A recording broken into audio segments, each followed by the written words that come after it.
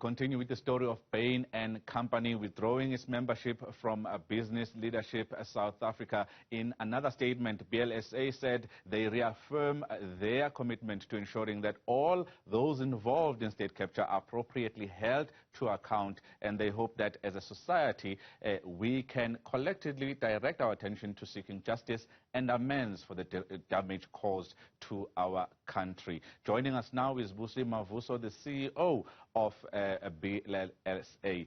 Thank you very much, Busi, for joining us. This is not the first time that you are joining us here at Newzroom Afrika to talk about the conduct of Bain and Company, who until today were your members of BLSA. Are you not embarrassed as an organization that it had to take some moral, ethical semblance of leadership at Bain and Company to actually withdraw rather than you as an organization suspending their membership? Good evening, and thank you very much, Lani, for actually inviting us. What exactly, according to you, are we supposed to be embarrassed about? The fact that, Busi, the country has been questioning how you can keep a company like Bain and Company, whom we've just heard, has not changed management as initially thought, and you still kept them as your member at BLSA, in spite of what was found at Nugent and at the Zondo Commission. So that narrative is utter nonsense, and excuse my French.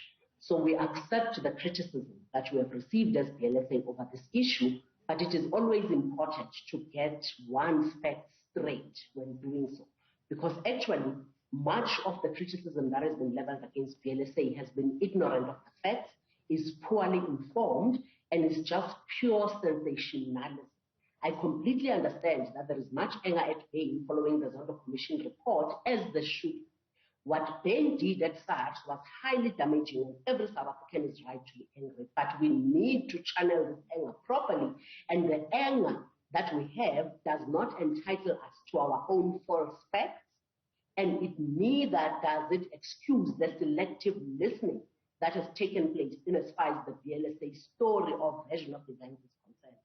So the criticism has claimed against BLSA, at least, has claimed variously that BLSA has embraced or defended Bain following the Zondo Commission.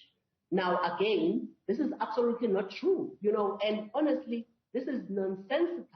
The facts are that in 2018, following revelations at the Nugent Commission, BLSA suspended Bain, adding to its previous suspensions related to state capture, which included KPMG, which included Transnet, and which included Eskom. And that suspension was directly in response to the actions of Bain and SARS, the same actions that the Zondo Commission has highlighted in its report. So BLSA acted swiftly and publicly condemned the misconduct over 3 years ago.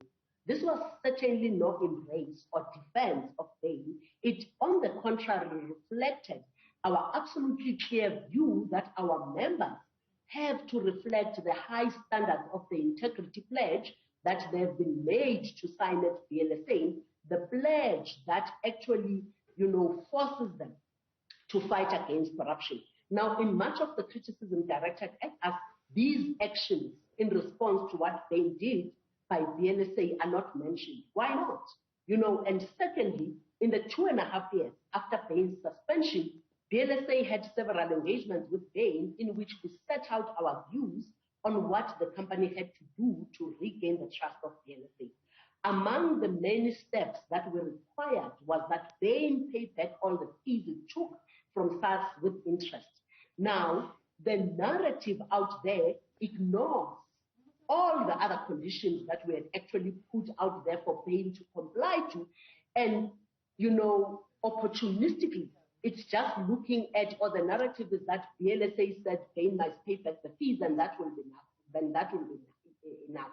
And again, that is absolutely not true, Kolani, because you would remember in the statement that I've put out over and over again, and in the many interviews that I've said, and I think I said it here again at Newzroom Afrika, was that critical for us was that we demanded that Bain must implement the institutional reforms, that will make sure that they actually start operating in an ethical manner. That was number one. Number two, we said to them, make sure, that you tighten your control environment so that this that has happened at Bain doesn't happen again. And number three, we said that you have to make sure that with all the work that you take going forward, especially the work that is going to come from the public sector, make sure that you don't give one executive veto rights.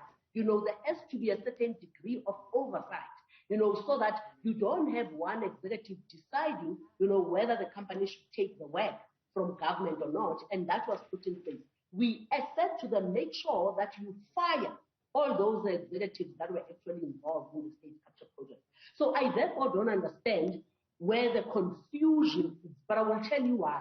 There is no confusion whatsoever in as far as what BLSA has said. I mean, this is plain, simple English. Even I, not being an English-speaking person, can understand that. So what we've been dealing with, as I'm saying, is obviously the anger that a lot of South Africans are actually facing, and obviously they are looking for someone to blame, but who you should be blaming is the State Capture Brigade and Zuma and the cronies, and Victoria Mason and whoever else that has actually been involved in the State Capture project.